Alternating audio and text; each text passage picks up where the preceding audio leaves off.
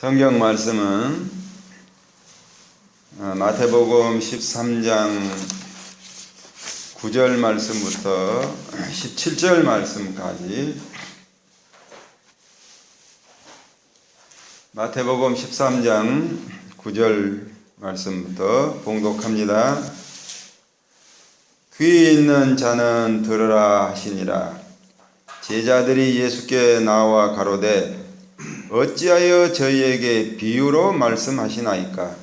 대답하여 가라사대 천국의 비밀을 아는 것이 너희에게는 허락되었으나 저희에게는 아니 되었나니, 무릇 있는 자는 받아 넉넉하게 되되 무릇 없는 자는 그 있는 것도 빼앗기리라.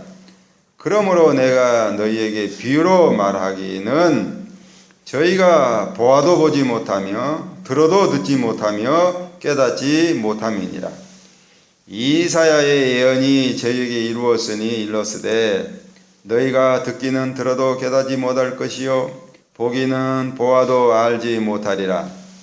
이 백성들의 마음이 완악하여져서 그 귀는 듣기에 둔하고 눈은 감았으니 이는 눈으로 보고 귀로 듣고 마음으로 깨달아 돌이켜 내게 고침을 받을까 두려워함이라 하였느니라.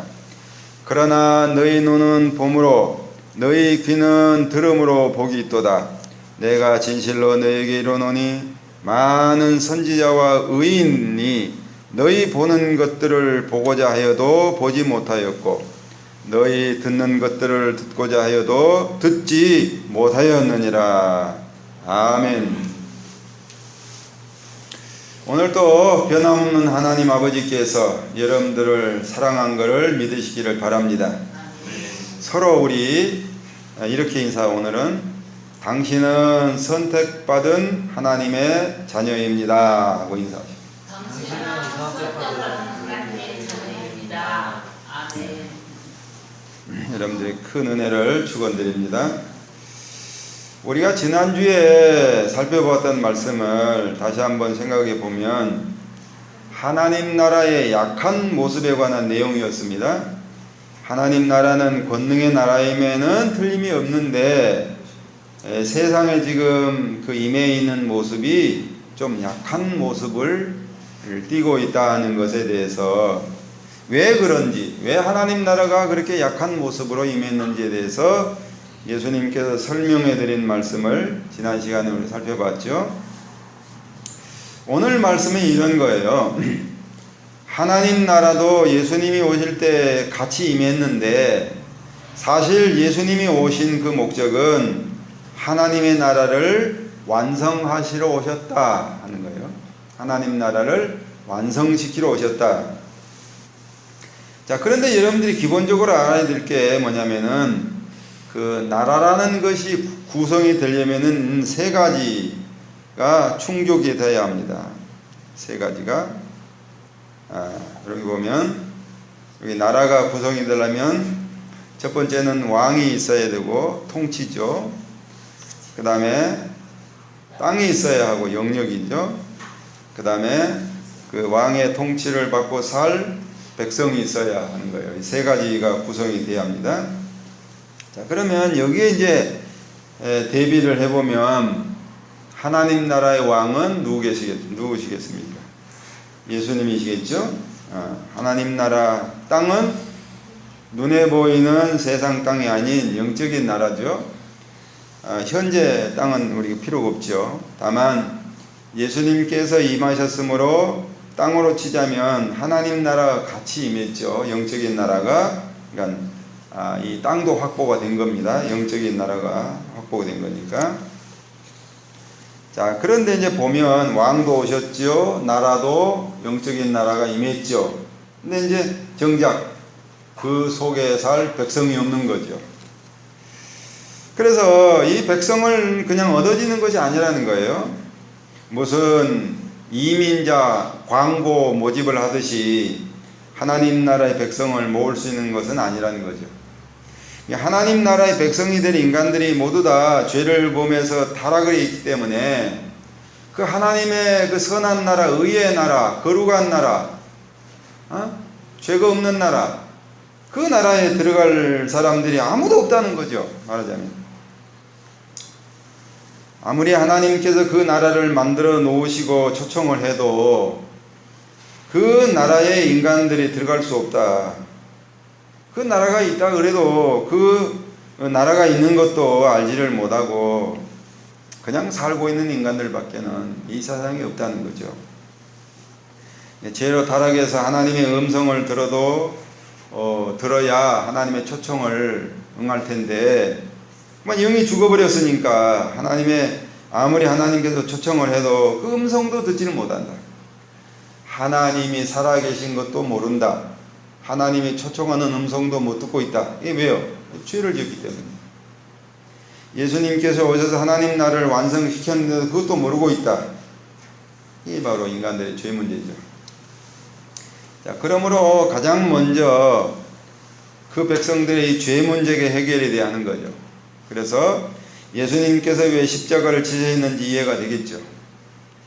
예수님이 오셔서 십자가를 져야 했는지 예수님이 십자가를 지시고 백성들을 대신해서 죄의 형벌과 죄의 저주를 받으시고 죽음을 이겨야 했는지를 이제 아시겠죠?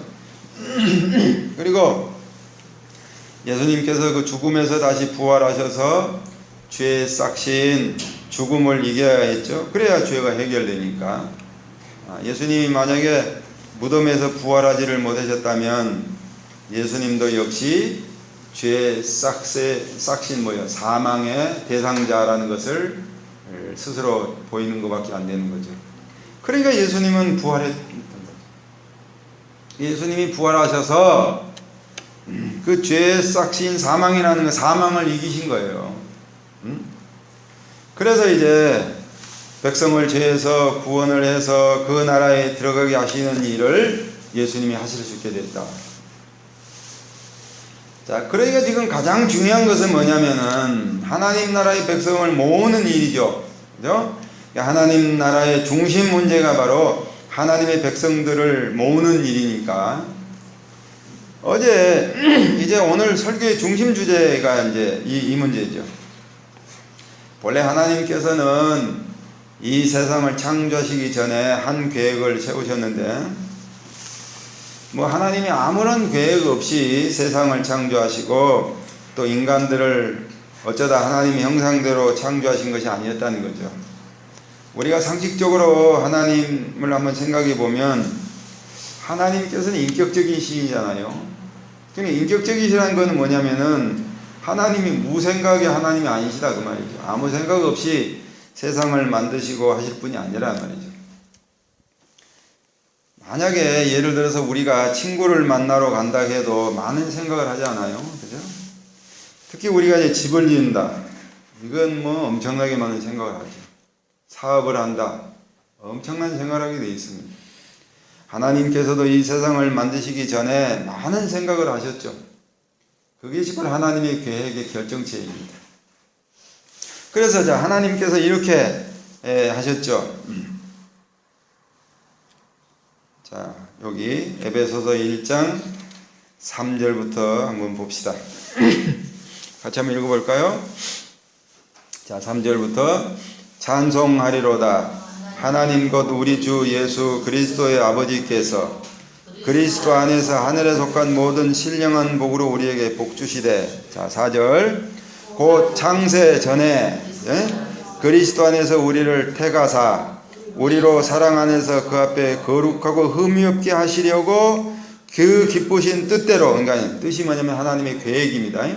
그러니까 이렇게 되겠죠. 그 기쁘신 계획대로 우리를 예정하사 예수 그리스도로 말미암아 자기의 아들들이 되게 하셨으니 이는 그의 사랑하시는 자 안에서 우리에게 거저 주시는 바 그 은혜의 영광을 찬미하게 하려는 것이라.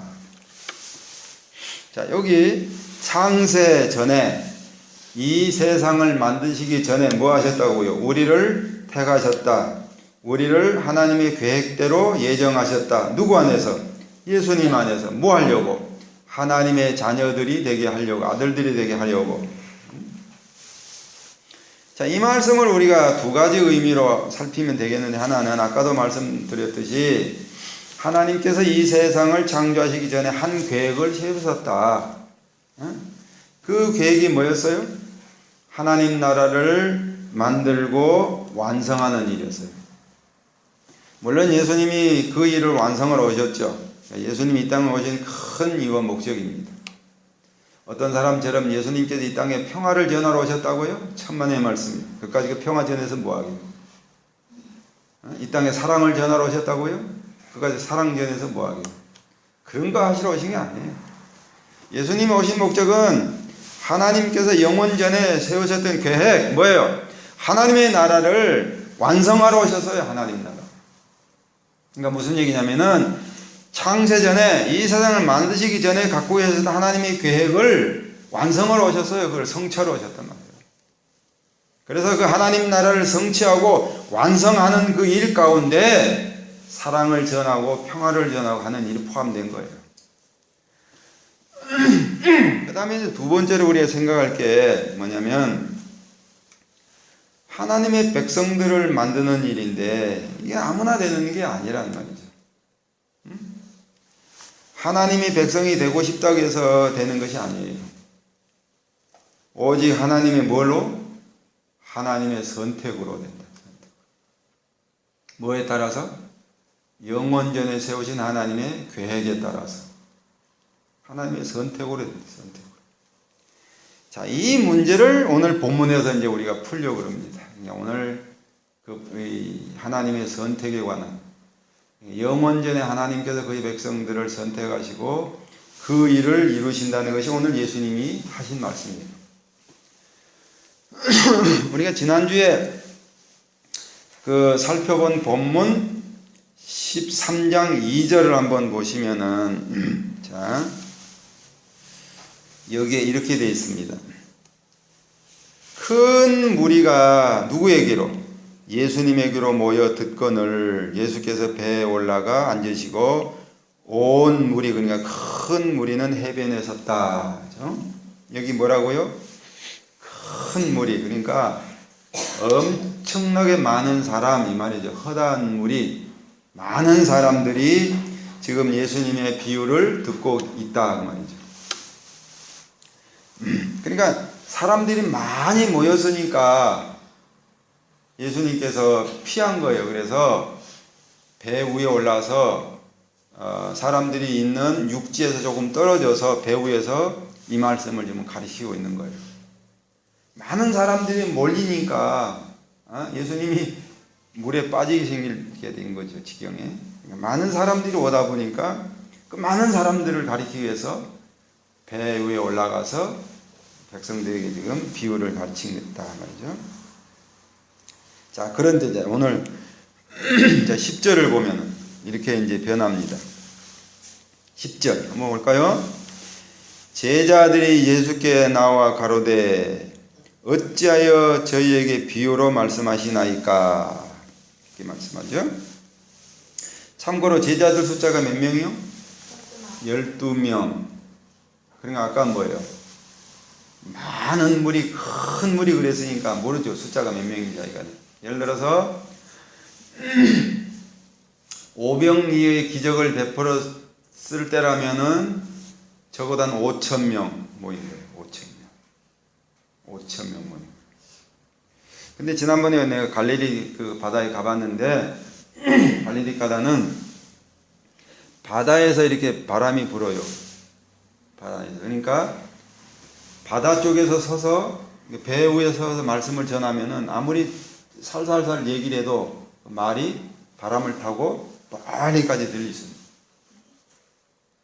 그러니까 5병이어 기적 사건만 하더라도 5,000명이 모였으니까 많이 모인 거죠. 근데 지금 여기 모르겠어요. 비유 때는 몇 명이 모여야 큰 무리다 그래서 많이 모인 거야, 이간에. 자, 그런데 지금 10절에 몇 사람? 12사람. 제자들이니까 12사람이 지금 예수님에게 나와서 물어보고 있는 거예요. 12사람. 확 줄었죠. 제자들만 모였으니까.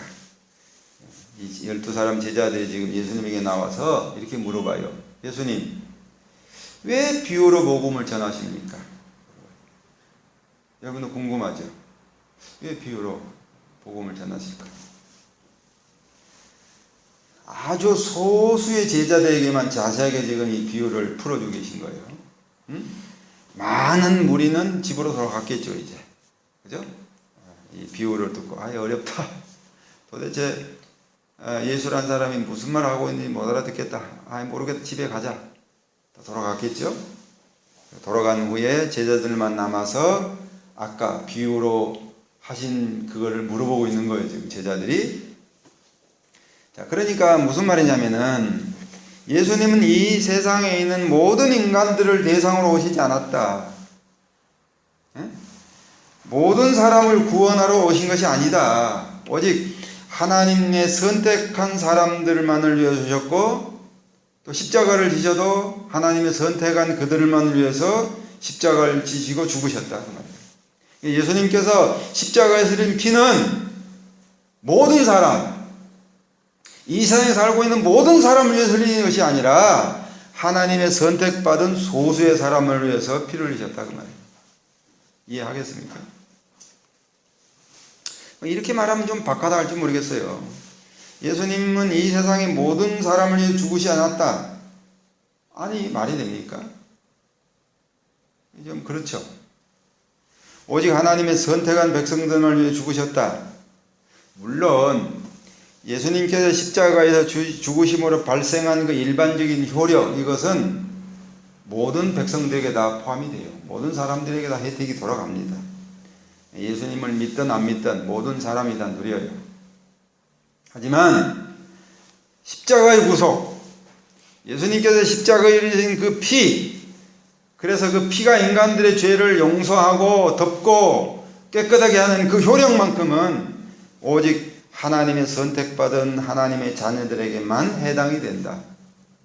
그게 성경 말씀입니다. 뭐 어떻게 하겠어요? 하나님의 성경에 그렇게 말씀하니까 어떻게 하겠습니까?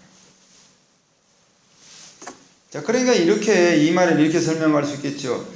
왜 예수님께서 어렵게 비유를 들어 설교를 하실까?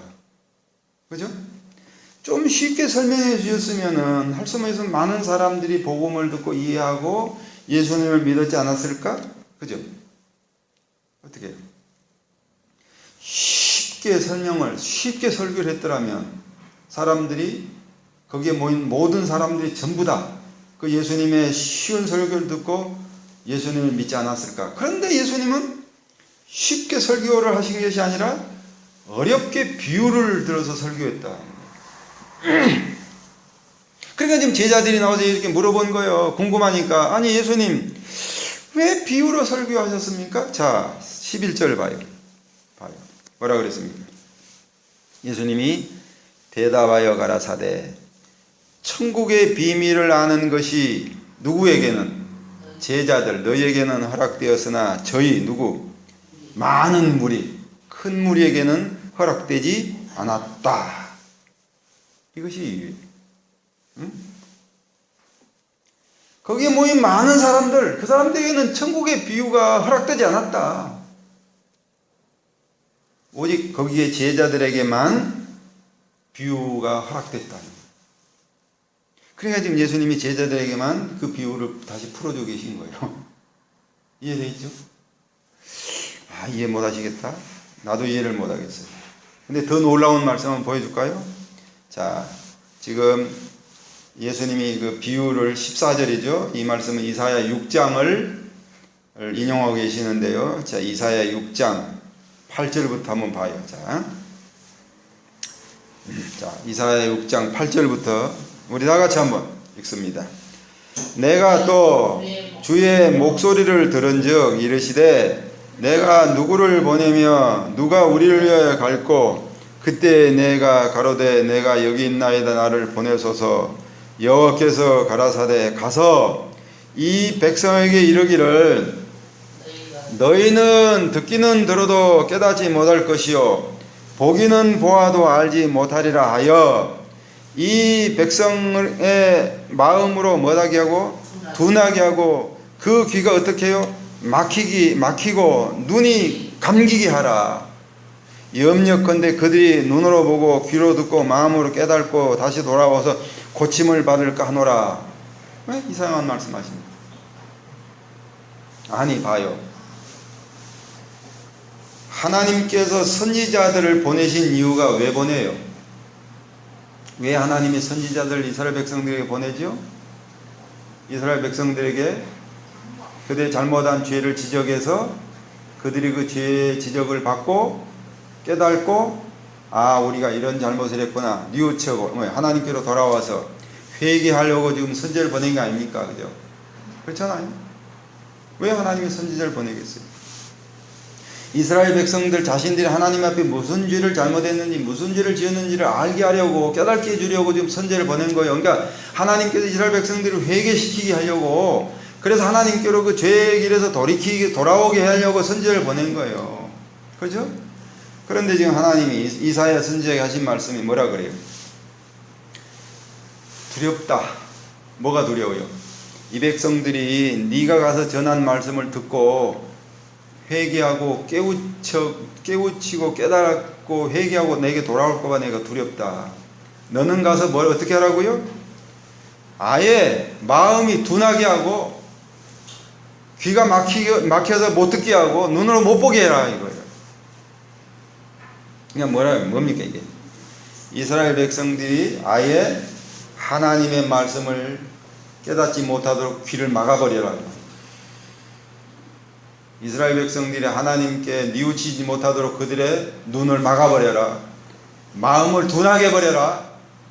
그래서 이스라엘 백성들이 내게로 돌아오지 못하도록 길을 막아라. 이게 이사야 선지자에게 하신 겁니다. 이 말씀을 지금 마태가 인용하고 있어요. 누구에게? 예수님께서 비유로 설교하신 그 이유에 대해서 설명합니다. 지금 예수님께서 왜 비유로 말씀했다고요? 거기에 모인 수많은 사람들이 예수님의 그 설교를 듣고 마음에 뉘우치고 깨닫고 회개하고 하나님께로 돌아올까 봐서 못하게 하려고 막아버렸다. 그래서 비유를 하셨다. 놀라운 말씀이죠. 여러분, 나는 이 말씀을 듣고는 좀 섬뜩했어요. 좀 무서웠어요. 만약에 하나님께서 나에게도 마음을 둔하게 하고 귀를 막아버리고 눈을 막아버려서 하나님을 보지 못하게 하고 내가 하나님 앞에 지은 죄를 깨닫지 못하게 하고 뉘우치지 못하게 하고 회개하지 못하게 한다면 그럼 나는 어떻게 할까? 나는 여지없이 하나님 앞에 버림받은 사람이요 죄 가운데서 죽어갈 사람이고. 예수님께서 지금 비유로 가르치고 있는 이유가 그래요. 그것은 하나님께서 선택받지 못한 타락한 인간들, 그래서 영이 죽어버려서 저주받은 사람들에게 듣지 못하게 하고 깨닫지 못하게 하고, 그래서 하나님께로 와서 회개하고 돌아오지 못하도록 하기 위해서 일부러 비유로 말씀하셨다. 자, 그러나 여기 지금 제자들, 아주 적은 무리죠. 이것은 이 사람들은 하나님께 선택을 받은 사람들, 이 사람들에게는 얼마든지 천국의 비밀과 복음의 뜻이 충분히 넘치도록 깨달아지게 하려고 예수님이 일부러 이들을 붙들어 놓고 설명해주고 이해시키고 있다. 이런 복을 받은 사람도 있다. 아니, 깨닫지 못할까 봐서 성령 하나님을 보내주셔서 그 성령 하나님께서 오늘 우리 속에 계시면서 우리를 이해시키고 설득시키고 우리를 키워가면서 우리의 영을 키워가시면서 하나님의 뜻을 깨달아 알게 하려고 성령 하나님을 보내주셔서 지금 애쓰고 계시다 하는 거예요. 여러분 12절 말씀 보셔야죠.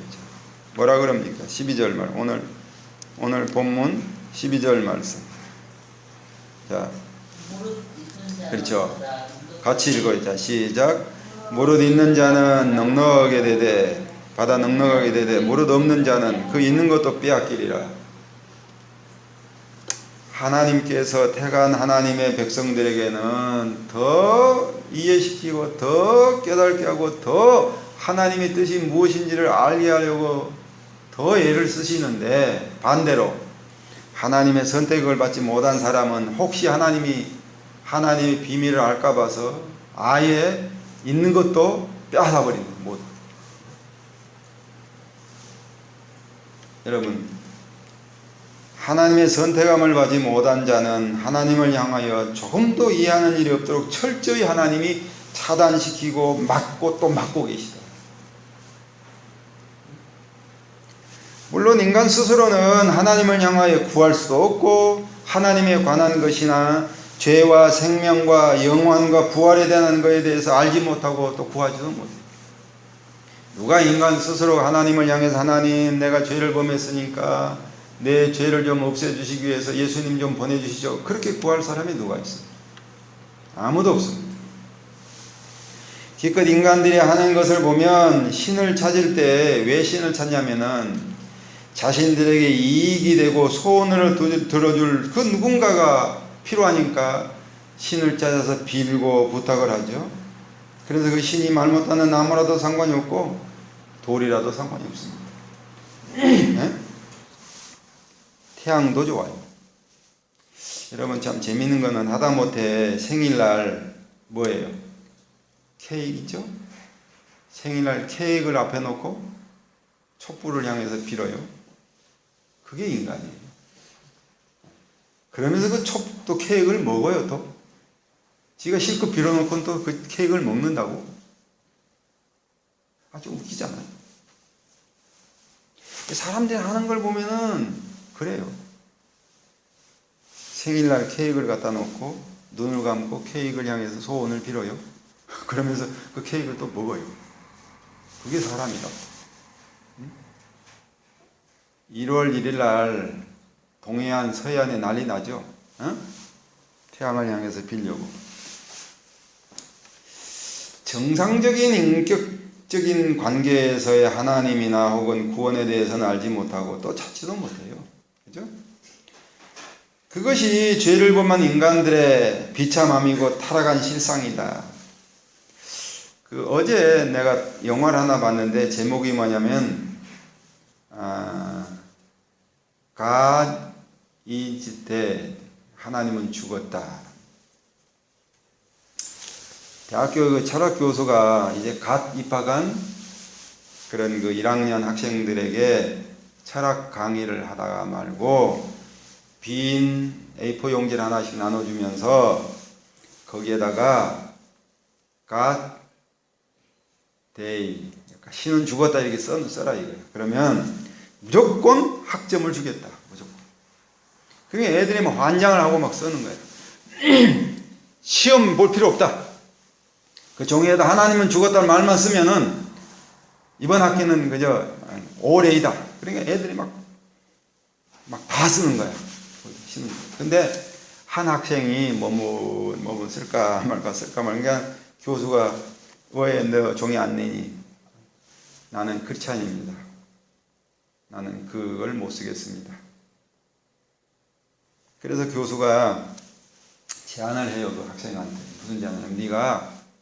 내가 강의 시간 20분을 3번 줄 테니까 네가 강의를 해가지고 나하고 거기 모인 한 80명 된 그 학생들을 설득을 해라. 뭘로?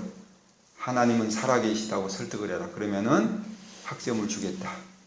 그래서 이 학생이 그걸 해요. 그걸 하는데 3번 강의를 했는데 결국 교수가 졌어요.